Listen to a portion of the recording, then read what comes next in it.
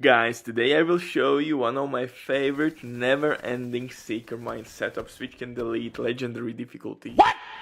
And heroic difficulty, of course, without breaking a sweat.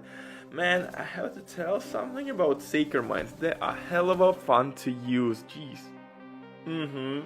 Yep, one more time we can throw these bad boys. And that's the reason why this build is one of my favorite Seeker Mine setups in the game, baby. Uncle Butcher in the building with another barbecue chicken setup, which will easily annihilate any room in the game. And quite frankly, we are using pretty goddamn underrated talent synergy. And in this build we have everything.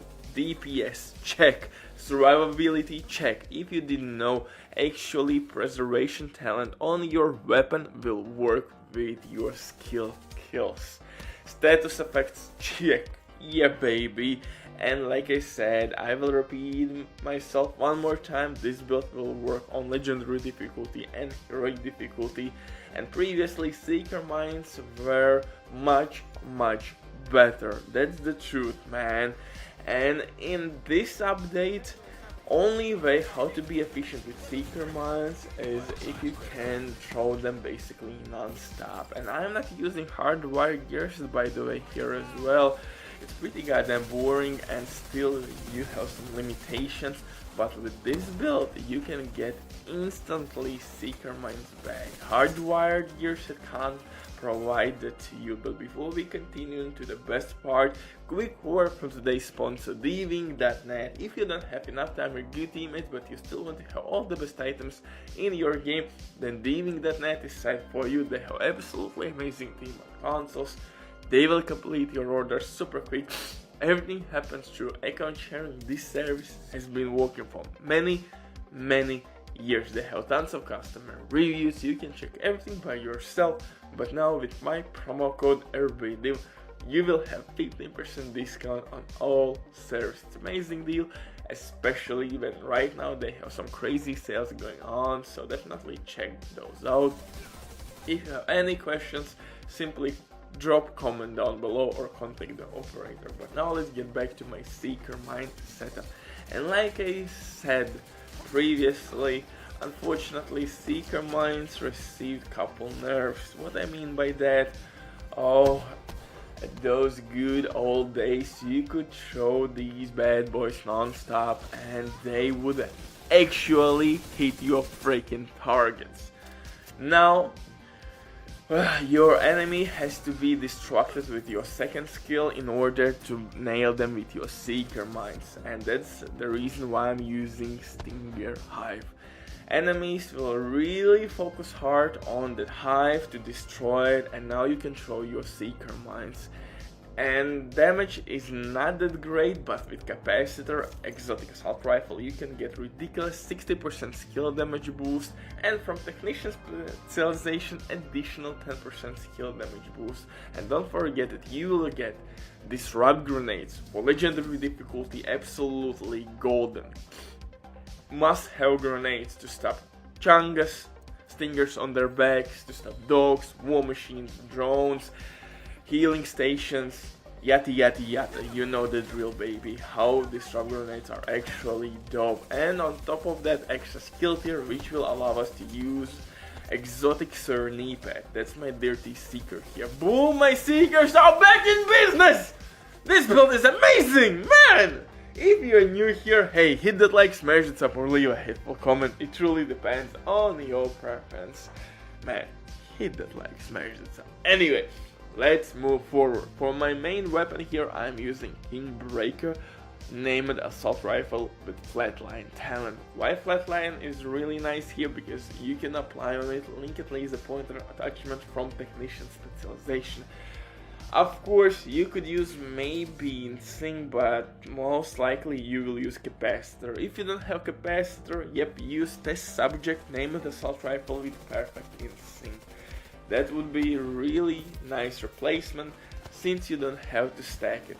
But don't forget that capacitor actually will provide you with extra 7.5% weapon damage boost for each skill tiers. So we have 6 skill tiers. Yep baby, that's a lot of damage. 45% extra weapon damage is a lot, man.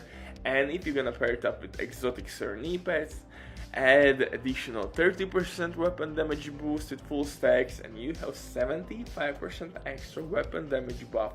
Pretty dope, man. Pretty goddamn dope.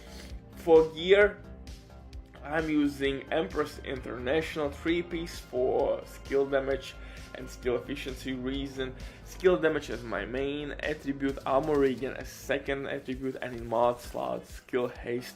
But you could use maybe protection from elite mods, but if you will play heroic difficulty, protection from elites is not necessary, so I would recommend you to stick with skill haste mods. Skill duration, repair skill again is not necessary, crit chance, crit damage again not that handy. So yeah, skill haste will be pretty okay, but I would recommend you to stick with armor regen as your second attribute after skill damage. Of course, status effect again is not needed in this setup, because the main focus here is on Seeker Mines and Stinger Hive base damage. So I think this should be pretty goddamn clear. For chest piece, I'm using again Empress International chest piece with perfectly skilled talent. In my eyes, really underrated talent, and I understand why. In some scenarios, most likely you will use something like Glass Cannon, maybe Overwatch, but with Seeker Mines, that's not the case. Yeah, you could use Hardwired set with Glass Cannon, but then you have to use Shield, so you are using second damage skill. So overall, I will out DPS all those Seeker Mine setups in the game, simply because I have 2 DPS skills and I can get, in some occasions, 3 or 4 times instantly back my Seeker Mines. Super dope synergy, and I have more survivability. I can do more stuff with this build, and on top of that I can deal pretty goddamn dope damage with my weapons. I'm not stuck with Liberty or Regulus, or any other pistols. So I think we are sitting here in much better situation. If we are talking about Seeker Mine setups, for holster, China Light for explosive damage reasons, backpack, again name it backpack with perfectly calculated talent, and like I said, this talent synergy is pretty goddamn underrated and slept on. And maybe you will not understand how this works together.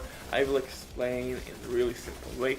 Exotic Sawyers knee pads will boost our DPS by sitting behind the cover at the one spot, and if we're gonna sit behind the cover anyway just to boost our exotic Sawyers knee pads, hey man, calculated will be for us working non-stop, because calculated will work with your skill kills, weapon kills, status effect kills. Doesn't matter how you're gonna kill your enemy, you will proc, skill it, and calculated talents immediately. So calculated in this scenario with exotic Sawyers knee pads works really well.